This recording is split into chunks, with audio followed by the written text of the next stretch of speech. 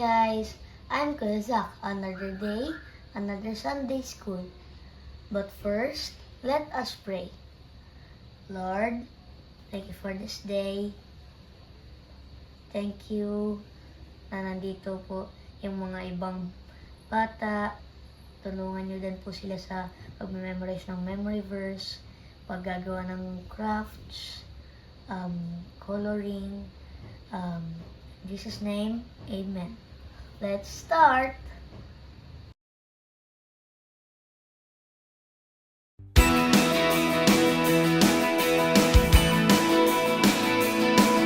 For we are God's masterpiece. He created us anew in Christ Jesus, so that we can do the good things He planned for us long ago. The good things He planned.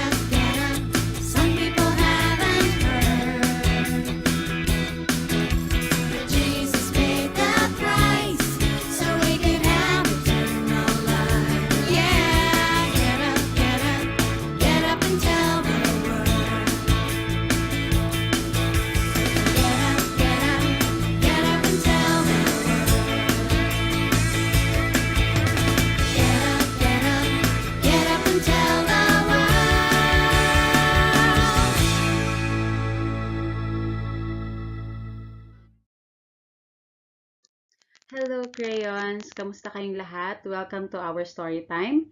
Ako si Ate Lovely, ang magiging storyteller niyo for today. So, ang lesson natin or ang story natin will come of course sa Bible, sa Deuteronomy 31 to 34 and sa Joshua 1 verse 1 to 9.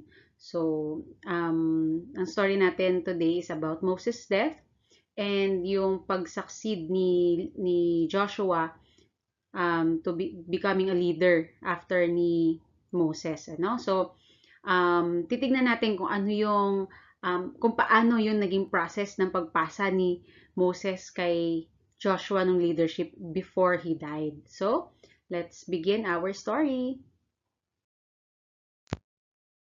Pinatawag ni Moses ang mga Israelita upang kausapin ang mga ito. Sabi ni Moses, "Ako ay 120 years old na ngayon at hindi ko na kayang pamunuan kayo. Bukod dito, sinabi sa akin ni Yahweh na hindi ako maaaring tumawid sa Jordan. Ang Diyos ninyong si Yahweh mismo ang mangunguna sa inyo at pupuksain niya ang mga bansang daraanan ninyo upang mapasa inyo ang lupain nila. Kaya, magpakatatag kayo at tibayan ninyo ang inyong loob. Kasama ninyo ang Diyos. Huwag kayong matakot. Hindi niya kayo iiwan at hindi niya rin kayo pababayaan." Sunod na ipinatawag ni Moses si Joshua sa harapan ng maraming tao at sinabi niya na magpakatatag ka, magpakalakas ka ng loob. Dahil ikaw ang magiging leader ng mga taong ito at ikaw ang magdadala sa kanila papunta sa Promised Land. Dapat makonquer nyo ang Promised Land. Huwag kayong matakot dahil kasama mo ang Diyos at hindi ka niya pababayaan. Hindi ka niya iiwan. Kasama mo siyang makikipaglaban. Pagkatapos nun, isinulat ni Moses ang mga utos at ibinigay niya sa mga priests para sila ang magtago. Sinabi niya sa mga ito na kailangan nila itong basahin sa harap ng lahat ng tao every 7 years kapag nag-gather sila sa festival ng Tabernacles.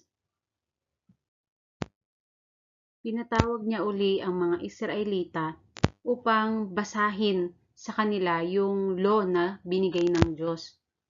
At sinabi niya sa mga ito na gawin nila dapat yung ano yung inuutos ng Diyos, kung ano yung gusto ng Diyos na susundin nila. Pagkatapos sabihin ni Moses o basahin ni Moses yung utos ng Diyos, tinawag naman siya at kasama niya si Joshua, tinawag sila na pumunta doon sa tabernacle. Kakausapin sila ng Diyos. Si God ay nag-appear sa kanila sa form ng isang cloud, no? Great cloud. Doon pa lang sa entrance ng tabernacle. Sinabi ng Diyos kay Moses na siya ay mamamatay. At sinabi din niya na once na ang mga Israelites ay makonquer na ang Promised Land, magdi-disobey pa rin ang mga Israelites at mag-worship pa rin sa mga foreign gods. Kaya, sinabi ni God kay Moses na magsulat siya ng mga words of a song na kung saan yun yung magpaparemind sa mga Israelites ng kanilang foolishness and disobedience at kung ano yung mga consequences nito. He wrote down lyrics of the song and then ni-recite niya ito sa mga tao para matutunan nila. Alam nyo ba na ang mga kanta o yung words ng song na ginawa ni Moses ay makikita nyo sa Deuteronomy chapter 32. Pwede nyo basahin when you have free time or pwedeng basahin ni teacher today. Pero itong song na ginawa niya ay yung naisulat niya, hindi lang yun warning sa mga mangyayari kapag sila ay nag-disobey. Pero it also reminded them na gaano sila kamahal ng Diyos at yung forgiveness na ibibigay ni God sa kanila kapag sila ay nanumbalik kay God. Yung song na iyon ay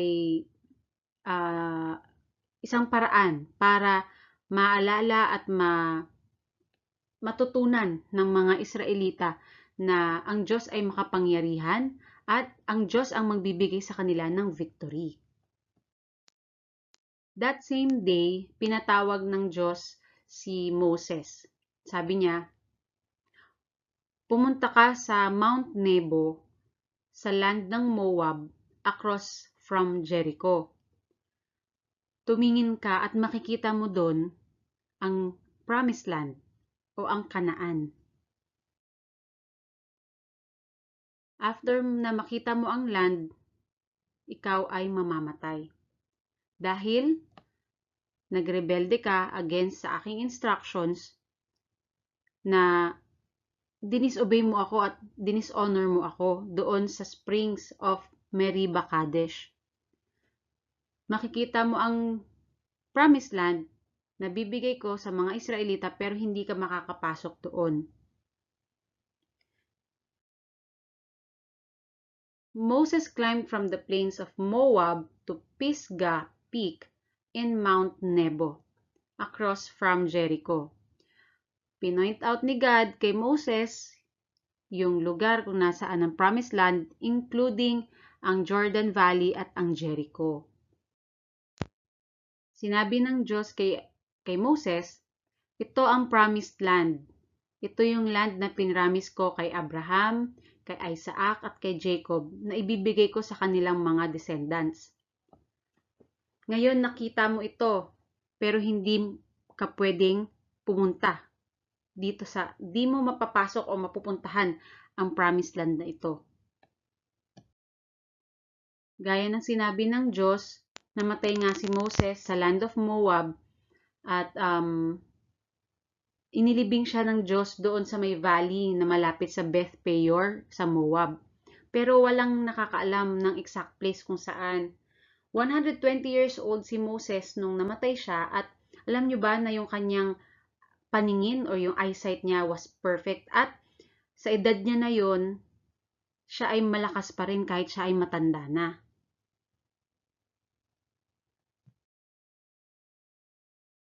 Nung nalaman ng mga Israelites ang nangyari kay Moses, nagluksa sila or nagmourn sila for 30 days on the plains of Moab.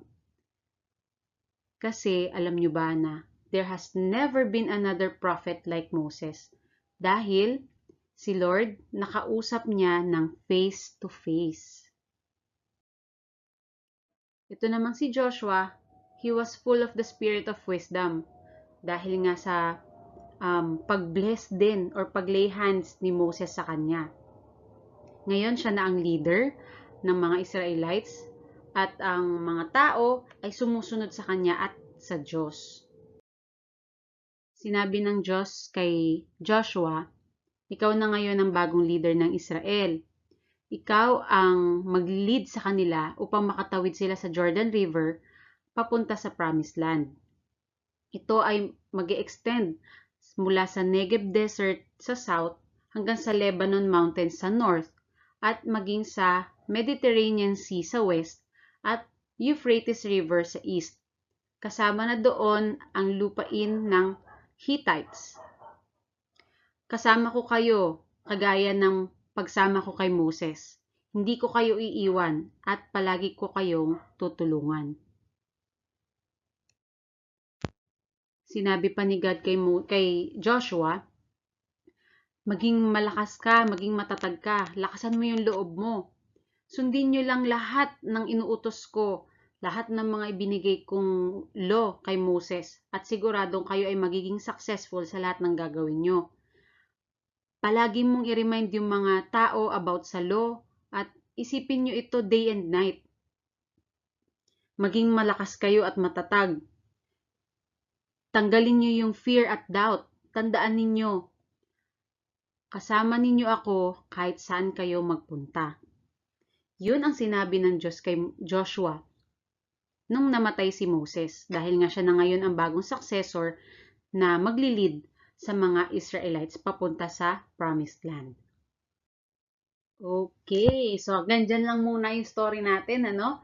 So, yun yung mga nangyari after nung before, during, and after na mamatay si um, Moses, no? So, titignan ko, may questions ako sa inyo. Titignan ko kung nakinig kayo sa pagkukwento ko sa inyo ngayong umaga. So, teachers, you can pause the video after every questions, okay? So, sasabihin ko rin yung answer after you pause, okay? So, first question, after Moses, sino yung bagong leader na tinalaga ni God para sa mga Israelites?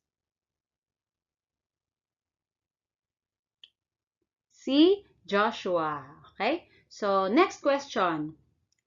Did Moses enter the promised land? The answer is no. Dahil nga dinishonor ni Moses si God, 'di ba? So, nung nag-meet sila. So, next. Number 3. Why did the Lord tell Moses to climb Mount Nebo? Bakit pinaakyat ni God si Moses sa Mount Nebo?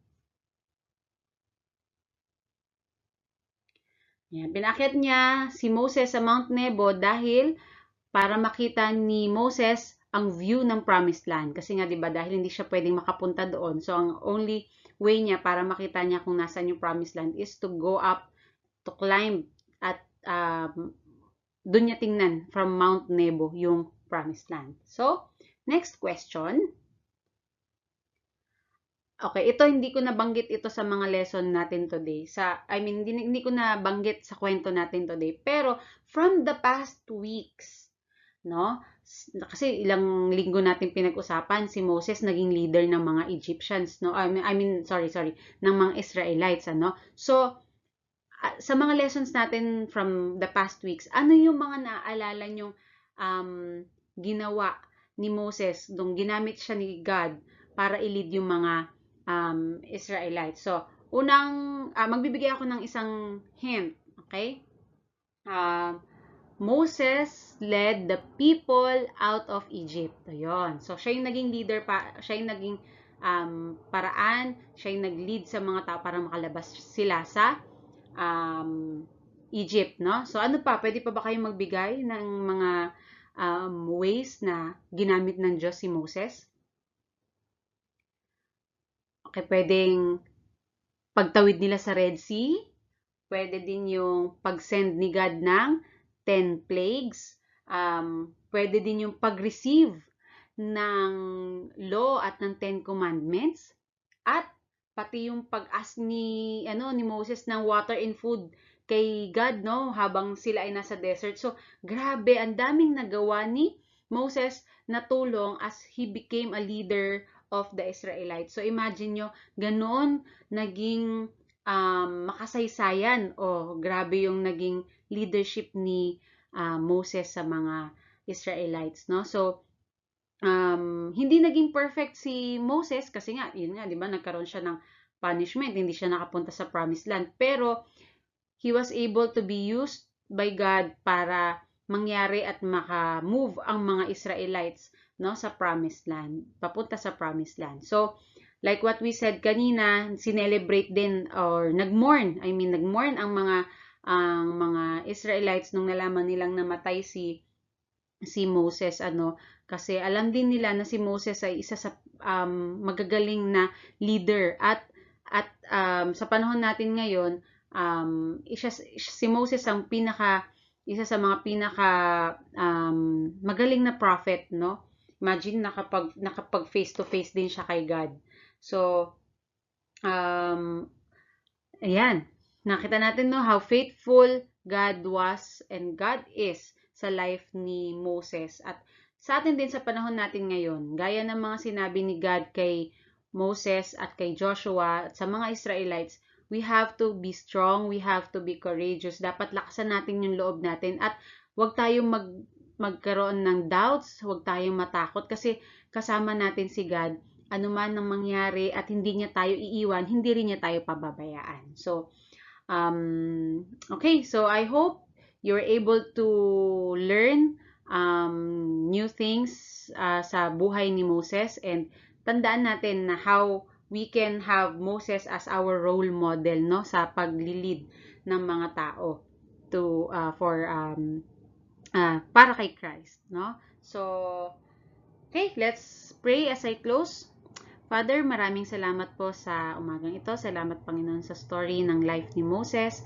Salamat, Panginoon, dahil sa kanyang leadership, nakapag-move forward ang mga Israelites. And Lord, we understand na even if we believe in you, but if we sin, merong consequences yung mga ginagawa naming kasalanan. So Lord, help us, O Lord, para hindi rin po kami ma-fall into sin at bagkos, Lord, ay maging follower kami, magawa namin ng tama yung iniutos mo sa amin.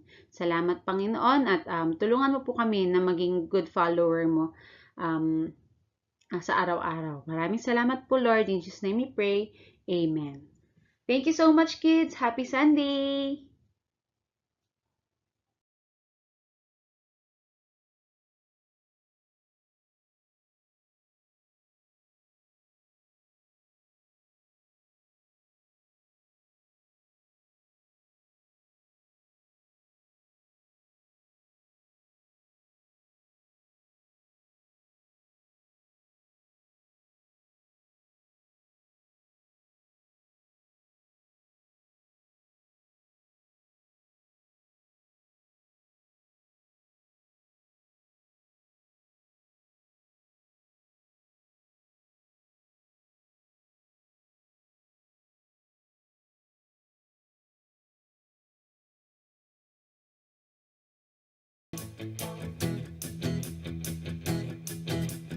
Get up, get up, get up and tell the world.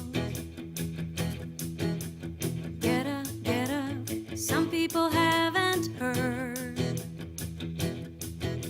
that Jesus paid the price so we could have eternal life. Hi again, guys. Did you enjoy the memory verse, the crafts, and the dance? Hope you learned something. And share it with your teacher. Bye! See you next Sunday.